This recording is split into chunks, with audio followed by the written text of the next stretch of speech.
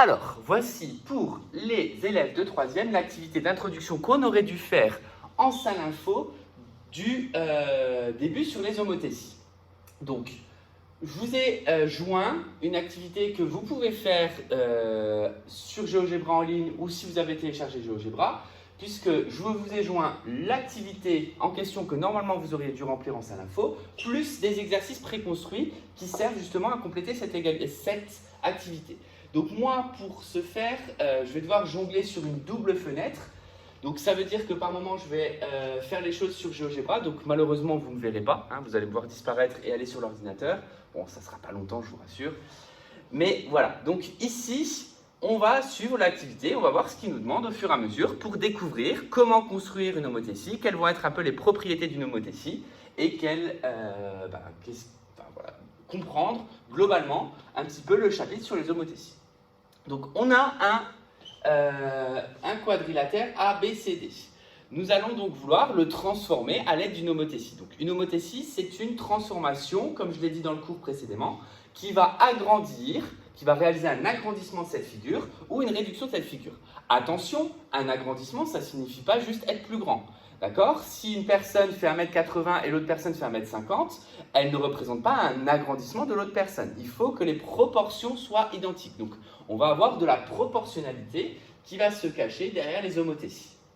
Donc, première chose, je dois chercher l'icône A égale 2 pour cliquer sur un curseur. Un curseur, c'est quoi? C'est quelque chose qui va pouvoir faire évoluer mon homothétie, justement, enfin mon rapport d'homothétie, sans avoir à le redéfinir à chaque fois. Donc quand vous allez devoir créer un curseur, notamment peut-être l'an prochain quand on va faire des fonctions, le curseur pourrait représenter une variable x qui varie suivant les données du problème. Ici, mon curseur, ça va être le rapport d'une homothétie. Parce qu'une homothétie va être définie par deux choses, un centre et un rapport. Donc le centre, c'est le point O. Je vais vouloir transformer cette figure-là et le rapport, du coup, va prendre différentes valeurs pour constater ce qui se passe quand, justement, on va faire bouger ce rapport. Donc, première chose, je crée le curseur. Donc, le curseur a été créé quelque part. Voilà. Le curseur est créé ici. Je l'appelle K, puisqu'on me demande de l'appeler K. On me dit que je veux qu'il aille de moins 3 jusqu'à 3. Je pourrais très bien définir autre chose. Donc, ça veut dire que ma valeur minimum de mon curseur va être moins 3, ma valeur maximale va être 3, et je vais l'incrémenter, c'est-à-dire qu'un incrément, c'est un peu comme un pas. C'est mon curseur, je vais le faire avancer de combien en combien. Si par exemple, je mets un incrément de 1 en 1, je vais passer de moins 3 à moins 3 plus 1, c'est-à-dire à moins 2, ensuite à moins 2 plus 1 à 1, donc je vais avancer de 1 en 1. Si je mets un incrément de 0,1, ça signifie que je vais avancer de 0,1 en 0,1. Là, on me demande de le mettre à 0,25. Je l'applique. Et vous voyez, donc mon curseur qui est ici, pour l'instant, je le fais bouger de moins 3 jusqu'à plus 3. Et à chaque fois, il prend des valeurs qui varient de 0,5 en 0,5. De 0,25 en 0,25. Ensuite, il faut placer le curseur sur K égale 2. On va donc créer une homothétie de cette figure de rapport 2. Donc je pourrais très bien utiliser le bouton homothétie et dire je veux que le rapport soit 2. Mais là, moi, ce que je vais faire, c'est que je vais utiliser le curseur. Comme le curseur est placé sur K égale 2, ça va me permettre de me dire, voilà, si je nomme le rapport de l'homothétie K, l'ordinateur sait que K égale 2, et donc il va faire directement une homothétie de rapport 2. Ça va avoir l'avantage que si je bouge le curseur, mon rapport va changer et je n'aurai rien besoin de refaire en termes de construction.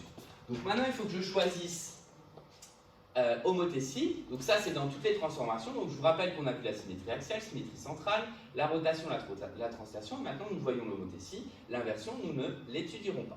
Donc je choisis une homothétie. Et pour dire que je fais une homothétie de ma figure ABCD, je vais tout simplement cliquer en plein milieu de la figure. Donc ça, je choisis la figure qui va être la figure de départ. Je choisis ensuite mon centre d'homothétie et là on me demande le facteur, c'est-à-dire le rapport. Le rapport, je pourrais mettre 2 comme je vous l'ai expliqué, mais je vais mettre K parce que l'ordinateur sait que K égale 2.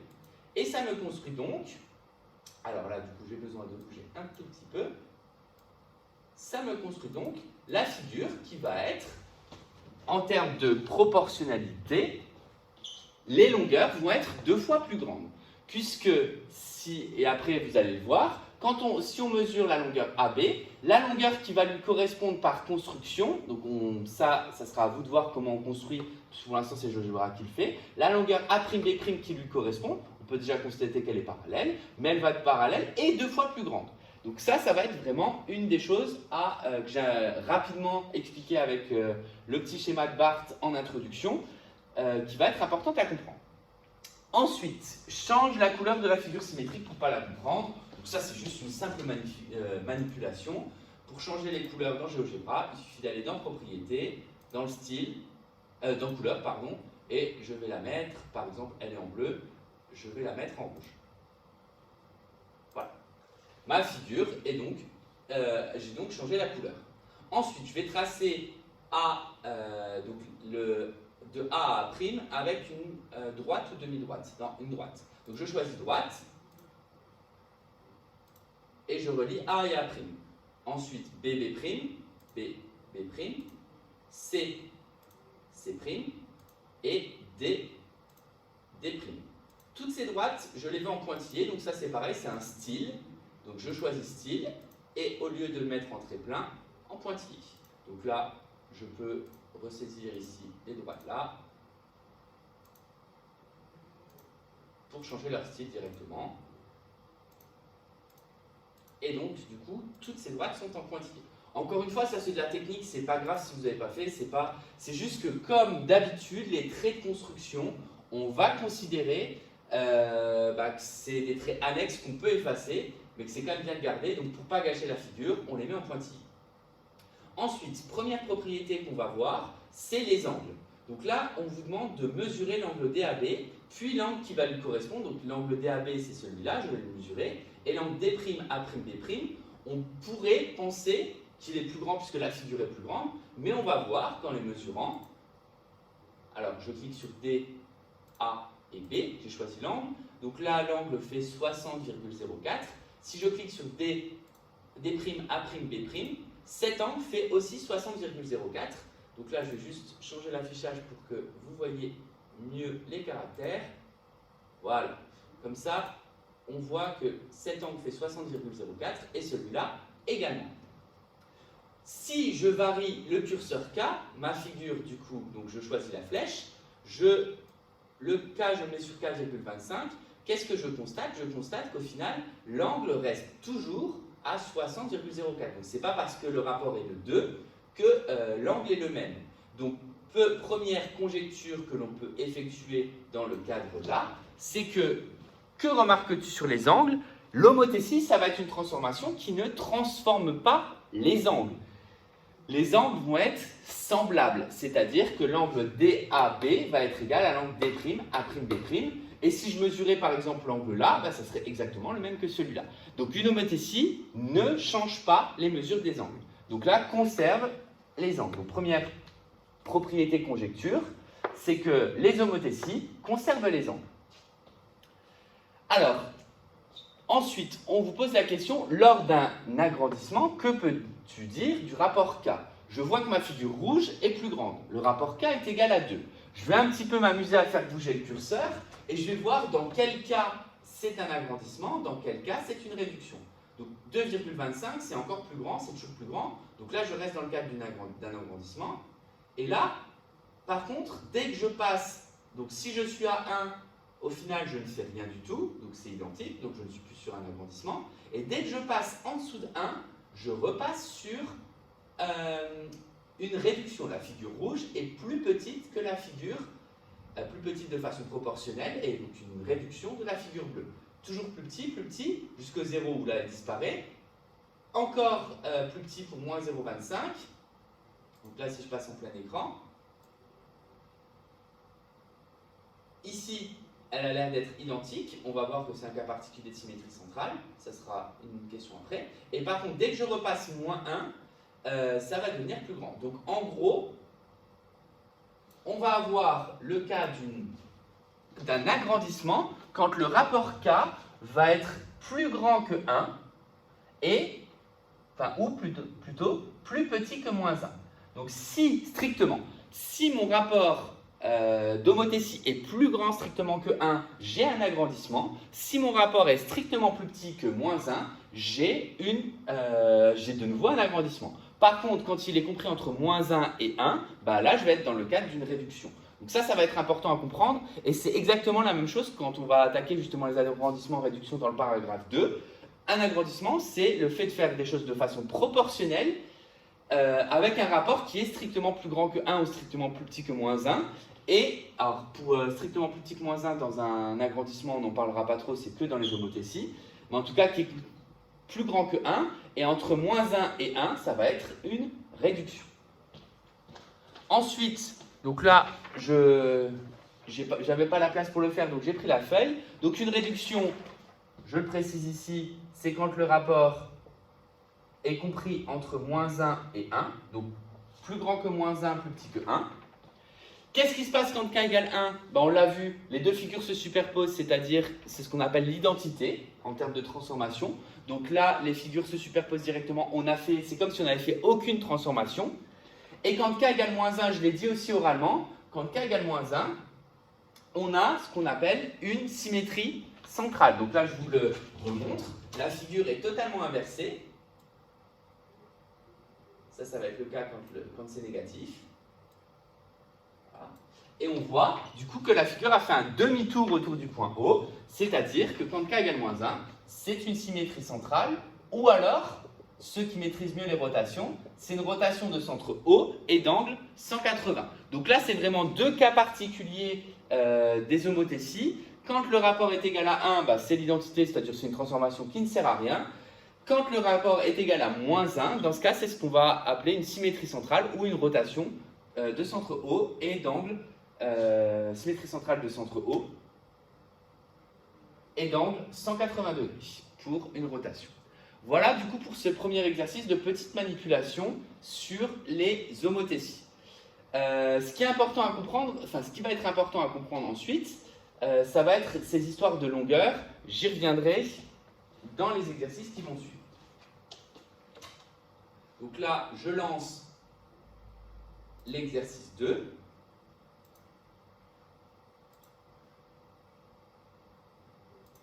L'exercice 2 sur GeoGebra, il est là. Donc là, on est déjà dans des exercices de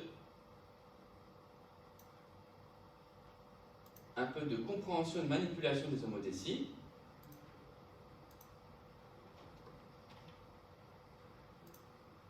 Et donc, ça c'est l'exercice 2. L'exercice sur GeoGebra, il est là. Voilà.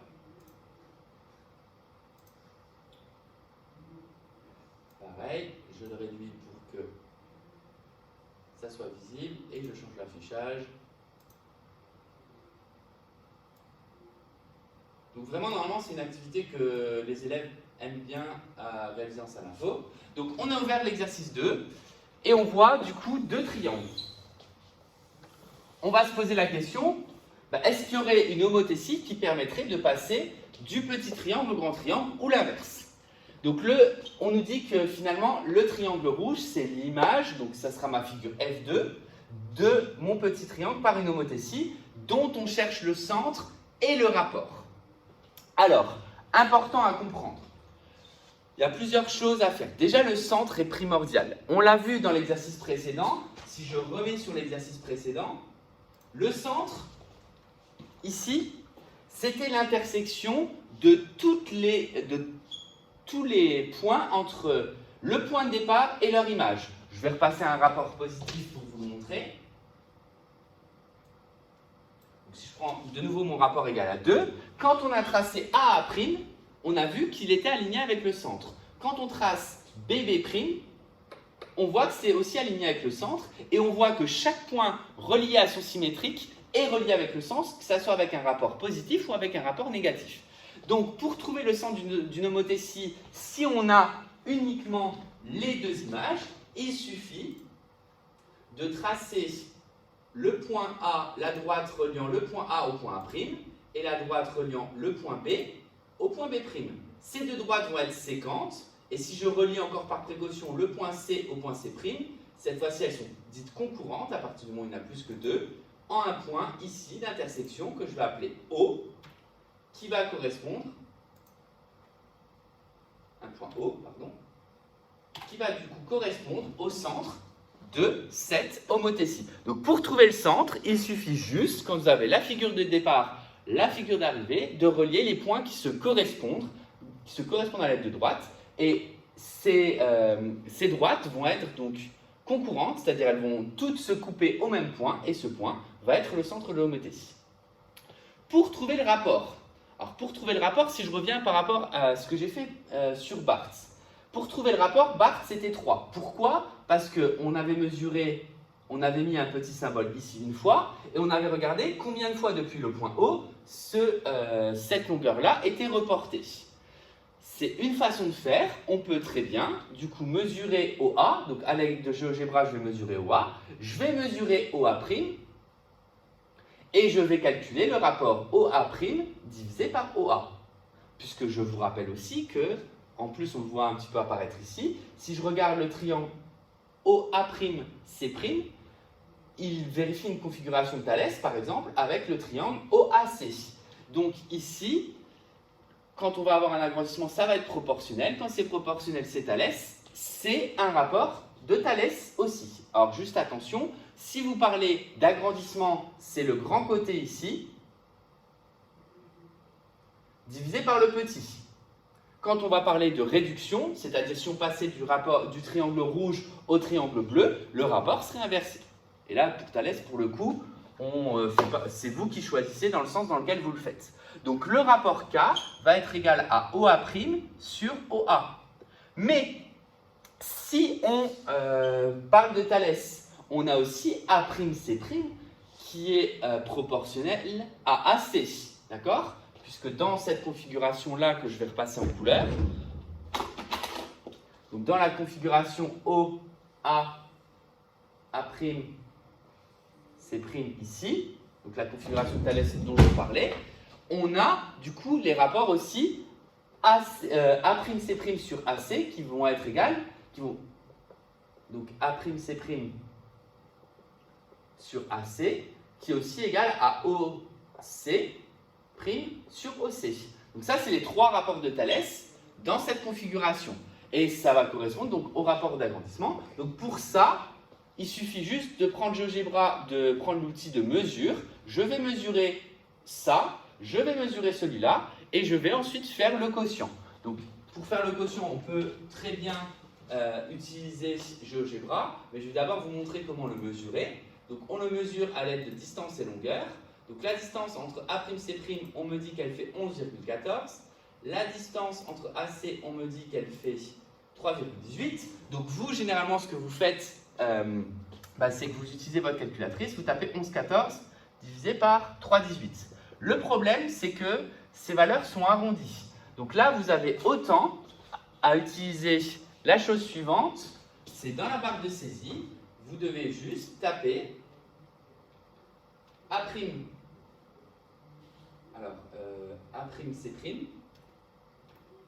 normalement slash AC, et ça va vous donner normalement la valeur. Non, c'est un curseur, saisie invalide.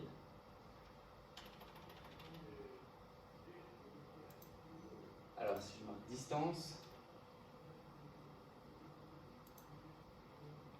A'C'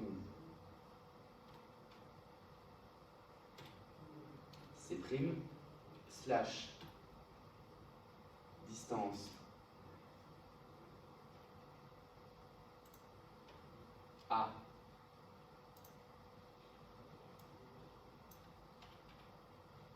C. Alors, vous ne le voyez pas, mais normalement c'est dans l'affichage, c'est dans l'algèbre. Donc la distance A'C', elle est égale, du coup, donc c'est le nombre G qui est ici, que je peux, enfin non, je ne peux pas afficher parce que je ne l'ai pas mis, mais donc ça correspond à 3,5. Ainsi, le rapport de l'homothétie, c'est 3,5. Ça veut dire que toutes les longueurs du triangle A'B', sont 3,5 fois plus grandes que les longueurs du triangle ABC. Donc on aurait la relation aussi A'B', c'est 3,5 fois AB. Ce qui nous évite de passer par Thalès en termes de calcul. Imaginons que je connaisse la mesure AB et qu'elle fasse 2. La longueur A'C', donc là je donne une mesure au hasard pour faire facilement le calcul de tête. La longueur AB va être égale à 3,5 fois 2, c'est-à-dire 7. Ainsi, à partir du moment où vous parlez d'une homothétie, il y aura des exercices justement à faire à la suite, vous savez que si vous avez une homothétie, un centre qui est donné, un rapport qui est donné, il faut juste repérer quelles sont les longueurs qui vont être donc homologues, c'est le mot qu'on utilisera quand on parlera de triangles semblables. Les longueurs homologues vont donc vérifier tout simplement la longueur d'arrivée, donc A'B', donc avec les primes, c'est K fois la longueur AB.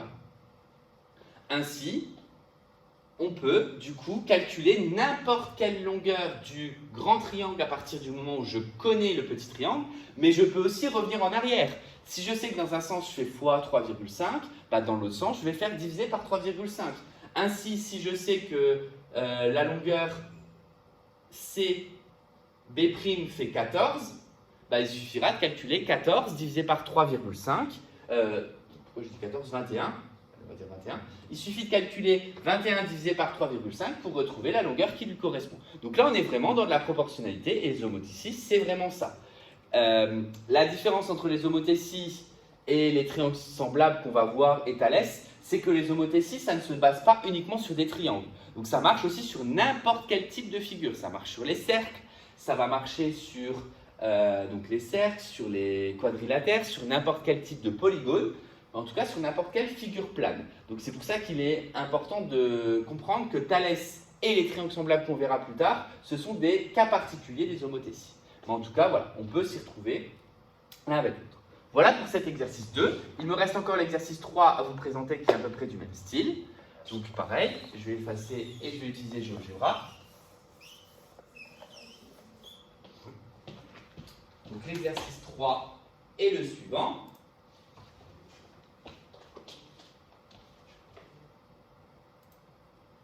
Il est là. Ensuite, sur l'activité, il est ici. Donc l'exercice 3 en question, on va faire pareil. On le met d'un côté ici, on le met sur une double fenêtre. Là, il n'a pas été ouvert, il faut que je l'ouvre. Voilà.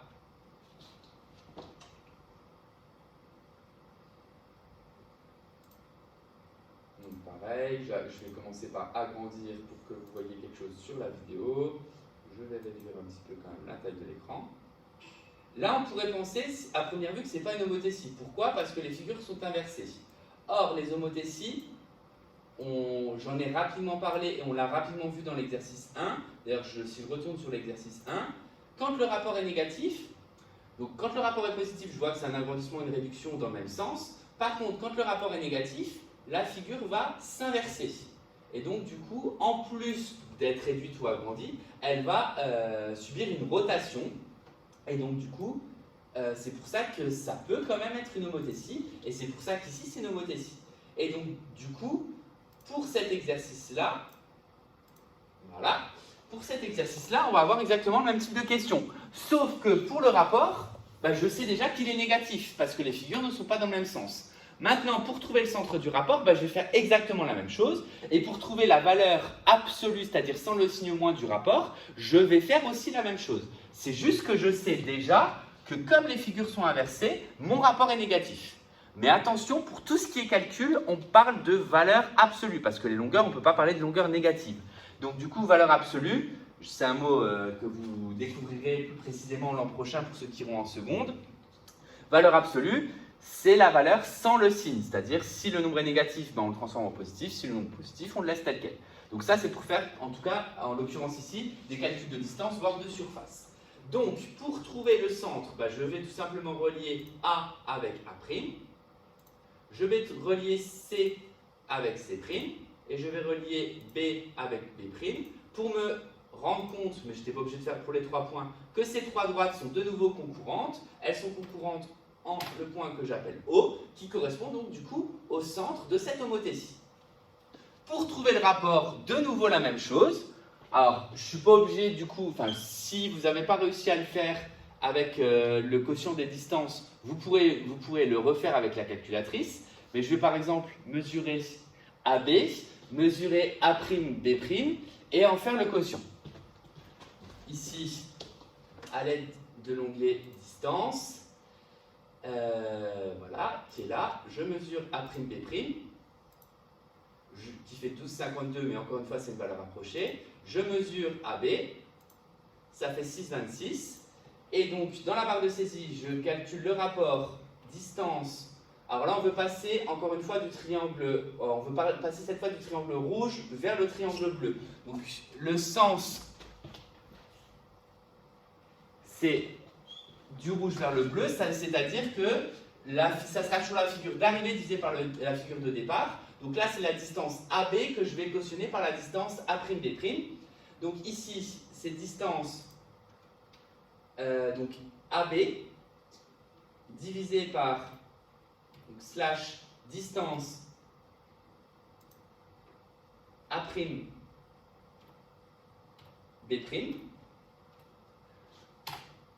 Ce quotient ne s'affiche pas tout de suite. Je vais dans ma fenêtre algèbre et je trouve 0,5. Donc là, mon rapport de mon homothétie va être égal à moins 0,5, ce qui correspond à AB divisé par A'B'. Donc c'est toujours, là c'est un petit peu différent par rapport à Thalès, le choix des rapports, dans Thalès on a le choix de choisir, on a le choix de prendre soit le petit côté sur le grand. Ici, il n'y a pas le choix, c'est toujours ici la figure d'arrivée. Donc ça sera toujours la figure 2, ici la figure 1. J'ai choisi AB, A'B', mais j'aurais très bien pu choisir mais j'aurais très bien pu choisir A'C' ou avec AC. Donc peu importe, du moment que les longueurs se correspondent, que les images se correspondent. Voilà. Donc là, pour l'instant, on a juste parlé de longueur. On pourrait aussi s'interroger sur la surface. Donc la surface, ça va être en lien avec ce qu'on va voir sur les agrandissements. On pourrait aussi s'interroger sur les volumes, mais là, en l'occurrence, les homothéties vont transformer des figures planes en figures planes. On reste dans l'espace, on ne va pas dans l'espace. Donc, ce qui signifie que le passage à partir du moment où on parlera de surface et notamment de propriétés d'agrandissement, je reviendrai peut-être sur cette activité. Maintenant, vous pouvez très bien vous amuser à calculer, à retracer le polygone, calculer l'aire de la figure d'arrivée, l'aire de la figure de départ, pour voir quel est le lien. Et il y a un lien, cette fois-ci, qui n'est pas proportionnel, mais qui dépend du coefficient K. Voilà pour cette activité d'introduction.